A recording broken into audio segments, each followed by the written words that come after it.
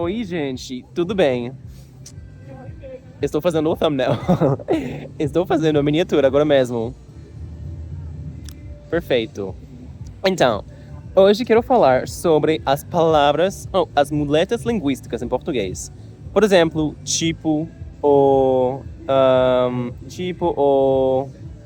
A ver se conheço outras. Mas é precisamente por isso que eu preciso da ajuda de vocês. Porque a view, por exemplo, eu acho que isso também é uma muleta linguística. Então, também vou tentar falar mais alto. Muito obrigado à pessoa que me corrigiu no último vídeo. Mas vou tentar falar alto porque estou na praia e tem bastante barulho. Então, as muletas linguísticas, uma palavra que eu aprendi hoje, são as palavras que você usar quando está falando, mas ainda não sabe o que dizer. Por exemplo, assim, eu estava pensando, que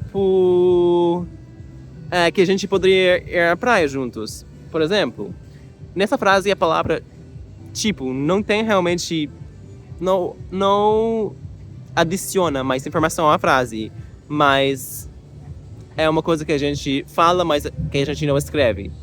Então, eu preciso de ajuda de vocês, porque eu não entendo muito bem como usar todas essas palavras. Por exemplo, eu acho que ouvi alguém dizendo, obrigado, viu? Eu não sei se eu criei essa...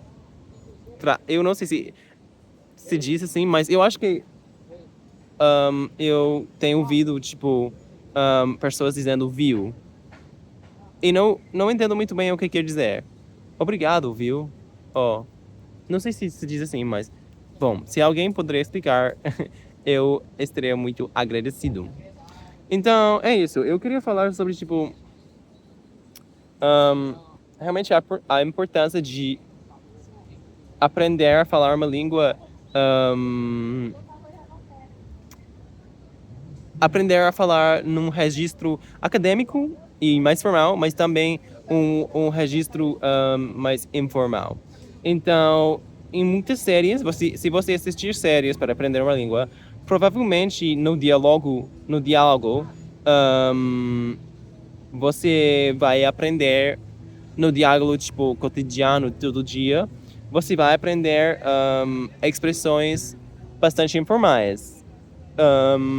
Assim, você vai aprender, como falar como um jovem, ou como num contexto informal, com a família, com amigos. Mas é importante não só aprender com as séries, porque se você aprender só com as séries, vai ser mais difícil quando você vai ter que, falar, não sei, inglês ou a língua que você estiver aprendendo no trabalho ou fazer um discurso ou uma coisa assim. Então, eu li um livro bastante acadêmico pela primeira vez em português. O nome dele era Brasil Fora do Armário. Explicou basicamente a situação da comunidade LGBT em Brasil. Eu realmente achei bastante difícil, porque, claro, é uma nova versão, digamos, do português. Mas eu aprendi bastante. Eu tive que me acostumbrar, digamos, a um outro nível de... a um outro nível de dificuldade em português. Eu também recomendo,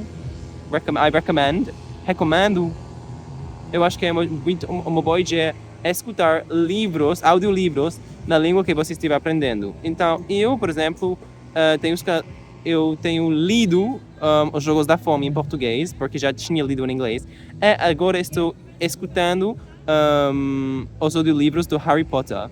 Então, isso realmente tem me ajudado muito, porque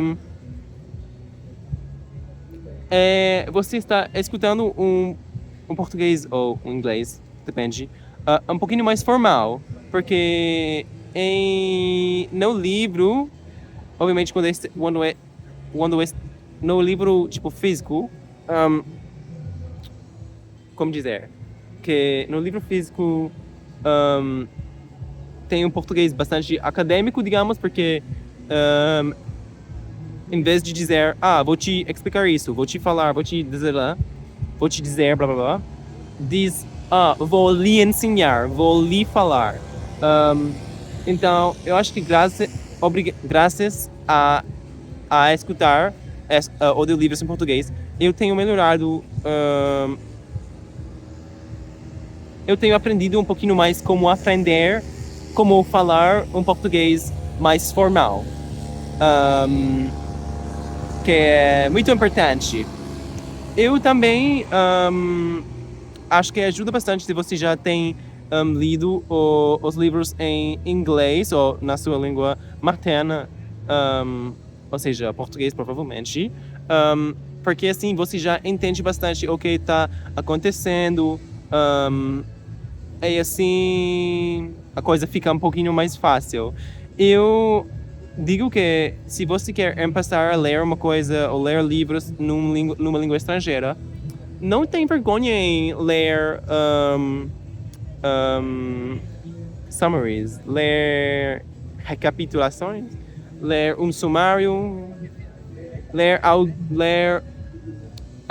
não tem vergonha em tipo ler uma descrição de o que acontece no capítulo antes de ler o capítulo total. Então, por exemplo, se eu quero ler uma coisa em português, mas eu acho que esse livro é bem difícil, eu posso perguntar ao ChatGPT o que acontece no primeiro capítulo desse livro, depois vou ler as ideias principais, porque assim depois quando eu leio o capítulo inteiro, entendo,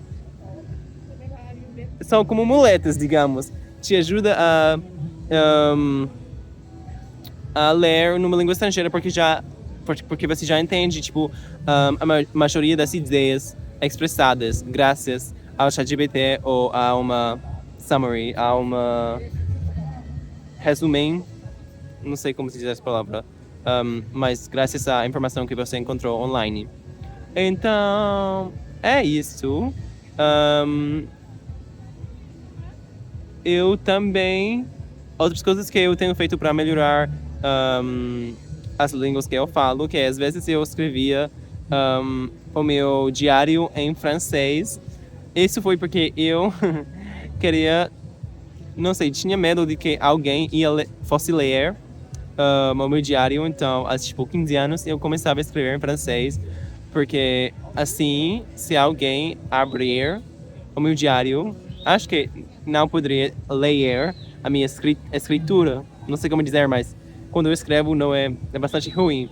Então eu achava, já a pessoa não vai poder ler o que eu tenho escrito, mas também sem francês é impossível, porque a minha família não fala francês. Então isso não foi necessário, porque eu acho muito, muito improvável que a minha mãe ou a minha família estivesse, tipo, tentando ler o que eu tenho escrito no meu diário, mas isso foi uma ideia...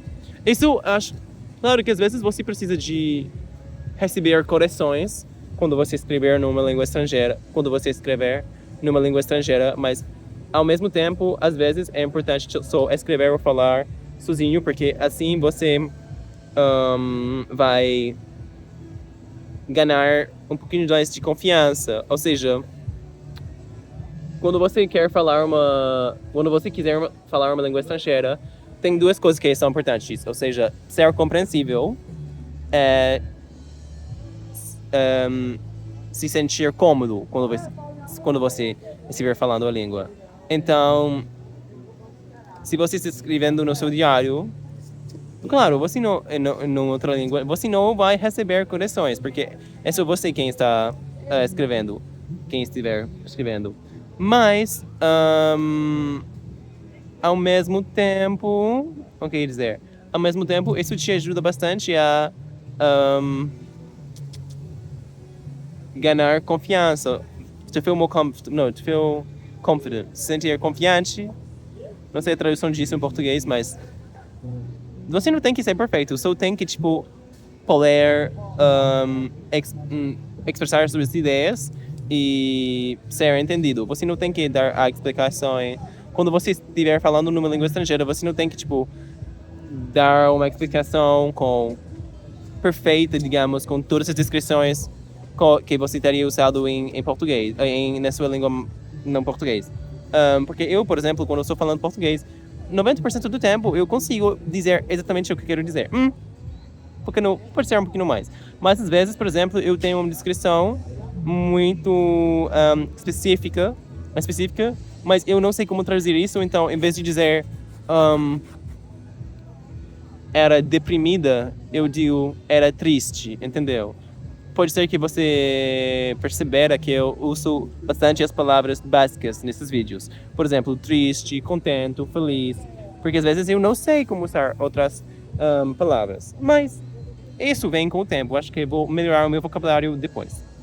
Isso é tudo que eu quero comentar no vídeo de hoje. Eu acho que às vezes nesses vídeos eu só falo sem parar. Mas tá tudo bom. Se você gostou do vídeo de hoje, deixa um like, se inscreva e também um comentário. Se você... eu estou pensando assim, pode fazer um árvore, uma palmeira, por favor, nos comentários. Eu quero ver muitos emojis de palmeiras. É só isso. Muito obrigado por assistir e até amanhã. Tchau, tchau. Um beijo.